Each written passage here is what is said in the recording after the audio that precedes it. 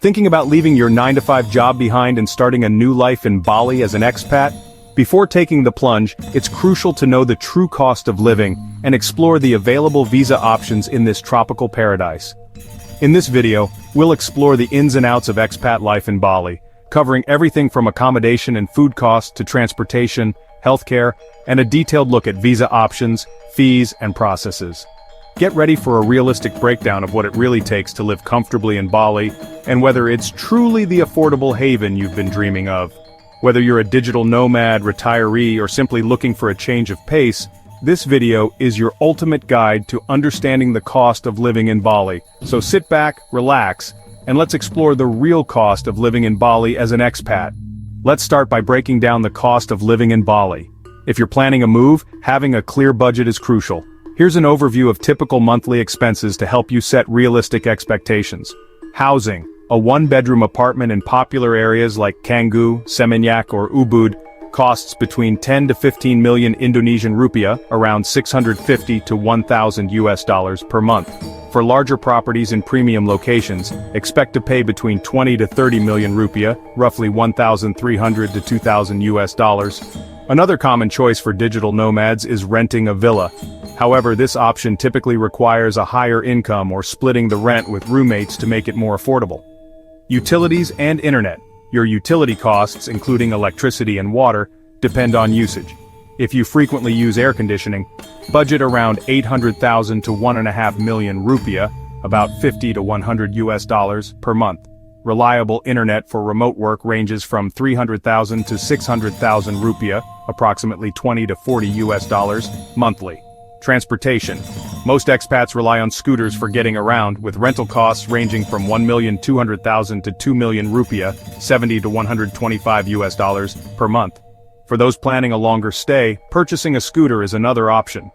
Budget-friendly models typically cost between 11 million and 22 million rupiah, 700 to 1,400 US dollars. If you prefer a higher quality scooter, expect to pay anywhere from 33 million to 44 million rupiah, 2,100 to 2,800 US dollars, or more. Food and dining. Dining costs can vary widely depending on your preferences. Meals at local warungs are budget-friendly, costing between 20 to 50,000 rupiah, $1.30 to $3.30 US, per meal. In contrast, dining at mid-range restaurants costs around 100 to 200,000 rupiah, 7 to 13 US dollars per meal. Monthly grocery expenses typically fall between 2.4 million and 4.8 million rupiah, 150 to 300 US dollars. Healthcare. Healthcare in Bali is accessible, with clinic consultations costing between 300,000 and 500,000 rupiah, around 20 to 35 US dollars. Entertainment and lifestyle. Bali offers plenty of entertainment options. Gym memberships range from 300,000 to 600,000 rupiah, 20 to 40 US dollars, per month.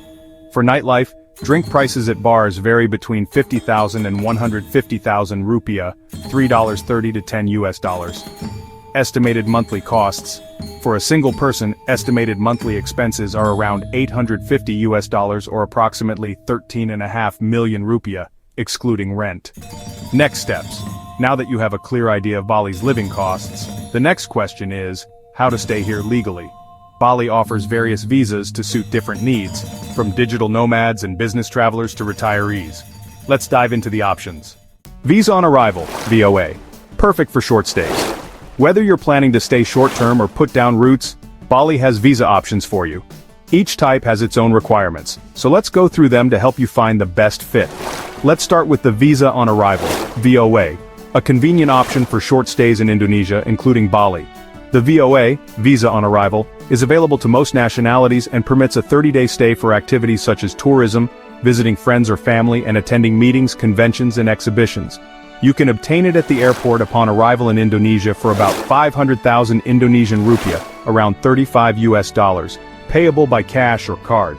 However, for a smoother experience and to avoid airport lines, consider applying online through the e-Visa application portal.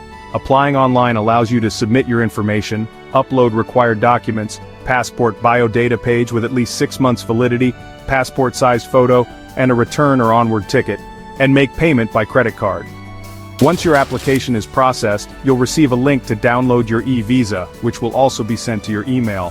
Based on our experience, the process is seamless. By carefully completing the online form and submitting the required documents and photo, approval is usually immediate after paying the fee. The visitor visa is valid for 90 days from the date of issuance. However, this validity is distinct from the duration of your allowed stay. With this visa, you can enter and stay in Indonesia without spending extra time at the airport or meeting an immigration officer for a stamp, making the process significantly more convenient. Once you arrive in Indonesia, the visa permits a stay of 30 days. For longer stays, you can extend it once for an additional 30 days by logging into evisa.imigrasi.go.id, clicking the Extend button, and following the prompts. While immigration officers can verify your visa electronically at the port, it's wise to carry a digital or printed copy in case of system issues. Do keep in mind that, as with all visas, immigration officers have the authority to deny entry at their discretion, even with a valid VOA. Next, the C1 tourist visa.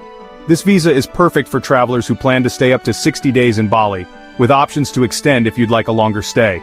For a fee of around 1,500,000 Indonesian rupiah, or approximately $95, the C1 visa allows you to experience Indonesia's stunning culture and landscapes. You can extend this visa twice, each for an additional 60 days, giving you plenty of time to make the most of your trip. The C1 visa is ideal if you're visiting family, exploring as a tourist, or attending conventions. However, it does not permit any profit-making activities, such as selling services or speaking at paid events. To apply, you'll need a passport valid for at least 6 months, a recent bank statement showing a minimum balance of $2,000 over the past 3 months, and a passport photo. Be sure to use the visa within 90 days of issuance to avoid any issues. As this is a single-entry visa, if the visa holder leaves Indonesia before it expires, they will need to obtain a new visa to re-enter the country. Now let's talk about the E33G Remote Worker Visa, also known as KITAS. This is the go-to option for digital nomads who want to live in Indonesia while working remotely for a company based outside of Indonesia. It's important to note that the E33G isn't suitable for freelancers or self-employed individuals. It's specifically for those formally employed by international companies. The E33G visa lets you work for a non-Indonesian employer without needing to pay Indonesian taxes, which makes it ideal for remote professionals looking to enjoy a year in paradise. However, it's a single-entry visa, so if you leave the country, you'll need to reapply to re-enter. This visa costs up to 15 million rupiah, or around $945 if processed through an agency, and includes several important requirements. Applicants must provide a passport valid for at least 6 months from the date of arrival, a bank statement proving a monthly income of at least $2,000 over the last 3 months, a recent color photograph, a CV, and an employment contract that shows a salary of at least $60,000 per year from a non-Indonesian company. Plus, the visa must be used within 90 days of issuance. When you receive the E33G visa, you'll also be issued a KITAS, which stands for Kartu Izin Tinggal Terbatas, or Temporary Residency Stay Permit. This opens doors to added perks like the ability to get a local driver's license, buy vehicles, access local insurance, and even open an Indonesian bank account. Even though the E33G and KITAS are technically separate, they're issued together through the same application process, making it easy for digital nomads to settle into Indonesian life. Next, business travelers also have excellent visa options in Indonesia. The C2 single-entry business visa allows for 60 days of business activities like meetings and contract negotiations. For a cost of 2 million rupiah, or roughly $130, it's ideal for short-term business needs. However, this visa doesn't permit ongoing employment, supervising production, or selling goods. For those with longer business plans, the D2 Business Multiple Entry Visa offers more flexibility, allowing 60-day stays per entry over a period of 1, 2, or even 5 years. The 5-year D2 visa, for example, costs 10 million rupiah, or about $640, and is perfect for executives and investors who frequently travel for business. To apply, applicants need proof of a $2,000 minimum bank balance, a recent photo, an invitation or correspondence from a business, and a travel itinerary. The D1 Tourist Multiple Entry Visa in Indonesia offers options for 1, 2, or 5 years, each allowing stays of up to 60 days per entry. The costs are approximately 3 million Indonesian rupiah, $190, for a 1-year visa, 6 million Indonesian rupiah, $380 for 2 years, and 15 million Indonesian rupiah, $960 for 5 years. This visa permits tourism, family visits, and participation in conventions or exhibitions, but prohibits employment or the sale of goods and services. Applicants must present a passport valid for at least 6 months, proof of sufficient living expenses, about $2,000 or 31 million Indonesian rupiah, a recent photo, and documents such as a sponsor statement and travel itinerary. For the 1-year visa, additional documents like an invitation letter, family relationship statement, and curriculum vitae are also required. Lastly, the retirement quitas, E33F, is intended for individuals aged 60 or older who wish to retire in Indonesia. To be eligible, applicants must demonstrate a stable income, usually at least $3,000 per month, through sources like bank statements or pension funds. Additionally, retirees must have valid health insurance that covers them within Indonesia and provide proof of accommodation, whether it's through owning property or renting long-term. When applying, you will need to submit several key documents, including a passport valid for at least 6 months, a recent passport-size photograph, and proof of income. Other required documents include a CV detailing your work history and a travel itinerary. You will also need to submit bank statements showing at least $2,000 in your account for the past 3 months. These documents are typically submitted through a licensed visa agency, which acts as your sponsor during the application process. Once all the required documents are submitted, you will receive a VITAS, visa for temporary stay, which allows you to enter Indonesia. After arrival, you must register with the Indonesian Immigration Office, where you will submit the original documents, undergo fingerprinting, and have your photo taken. This is necessary to obtain the quitas, which allows you to stay in Indonesia for up to 1 year. This visa can be renewed annually for up to 5 years, after which you may be eligible for a QITAP, permanent stay permit. The retirement quitas typically costs around 13 million Indonesian rupiahs, approximately $820, though additional fees may apply if you choose to use a visa agent. Processing generally takes 10 to 12 business days, excluding weekends and public holidays. Once approved, the visa allows you to reside in Indonesia for up to 1 year, with the flexibility to travel in and out of the country during that time. With the right visa in place, you'll be all set for life on the island. But adapting to a new culture and lifestyle can take some time. Our next section will share valuable tips for integrating into Balinese culture and making the most of your experience. Bali is more than just a place to live, it's a lifestyle. Embracing Balinese customs and knowing the best areas to live can greatly enhance your experience. Here are some essential tips for adapting to the culture, building your social circle, and finding the right neighborhood for you. Cultural etiquette. Understanding Balinese culture is essential. Respecting customs, like dressing modestly at temples and observing silence during the Nyepi holiday, will go a long way.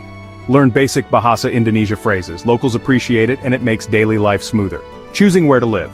Each Bali area offers a unique lifestyle. Canggu, perfect for digital nomads and surfers, known for its beach vibe and social scene. Ubud, ideal for a peaceful, wellness-focused life surrounded by nature. Seminyak, upscale with trendy dining, shopping, and a livelier atmosphere. Transportation tips. Scooters are the most practical choice, but be cautious. Traffic can be intense. Ride defensively and always wear a helmet. Ride-sharing apps like Gojek and Grab are widely used if you prefer not to drive. Social life and networking. Bali has a thriving expat community with plenty of networking opportunities. Join co-working spaces like Outpost or Dojo Bali, where you'll find other remote workers. Facebook groups and expat meetups are also great for building your social circle. Health and wellness. Staying healthy in Bali is easy with access to quality gyms, yoga studios, and wellness centers. English-speaking clinics and hospitals like BIMC are available for healthcare, making it easy to get medical help if needed. Living in Bali offers an incredible mix of adventure, culture, and community. Whether you're here for a few months or a few years, this island has something for everyone. We hope this guide has given you the insights needed to make your move as smooth as possible. Thanks for tuning in. Be sure to explore our other videos for more insights on expat life in Southeast Asia.